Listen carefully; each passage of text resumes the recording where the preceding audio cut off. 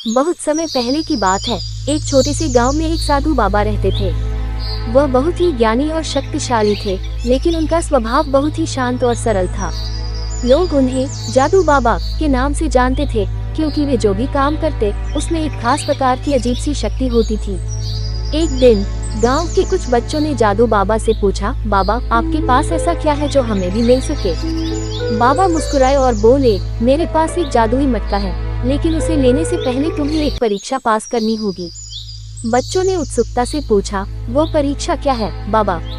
बाबा ने मटका दिखाया और कहा, यह मटका साधारण नहीं है। जो इसे खोलने की कोशिश करेगा उसे अपनी इच्छाओं और लालच से जूझना होगा। अगर तुम अपनी ईमानदारी और सच्चाई से काम लोगे तो यह मटका तुम्हारी मदद करेगा, लेकिन अगर तुम इसमें लालच या गलत इरादे से हाथ डालोगे तो यह मटका तुम्हारे लिए कुछ भी नहीं करेगा। बच्चों ने सोचा कि यह कोई आसान खेल होगा, लेकिन जैसे ही एक बच्चा मटका खोलने की कोशिश करता, उसे महसूस हुआ कि मटका खुद को बंद कर रहा है। उसे यह समझ में आया कि यह कोई साधारण मटका नहीं, बल्कि यह एक परीक्षा है जो केवल सच्चे और ईमानदार मनुष्यों को ही पास कर सकते हैं। कुछ दिनों बाद गांव के एक छोटे से लड़के रामू ने मटका खोला और उसमें एक चमचमाती हुई चीज निकली। वह वस्तु कोई सोने या चांदी की चीज नहीं थी, बल्कि एक चमकदार पत्थर था जिसमें असीमित ज्ञान और शक्ति थी।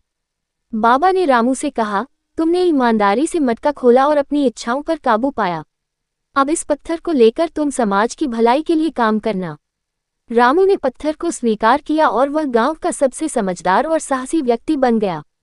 उसके द्वारा किए गए अच्छे कामों की बदौलत गांव में खुशहाली आए और वह सच्चे अर्थों में एक जादूगर बन गया। इस कहानी से यह सीखने को मिलता है कि सच्चाई, ईमानदारी और दूसरों के भले के लिए काम करना ही सबसे बड़ा जादू है, जो किसी भी मटका से कहीं अधिक ताकतवर होता है।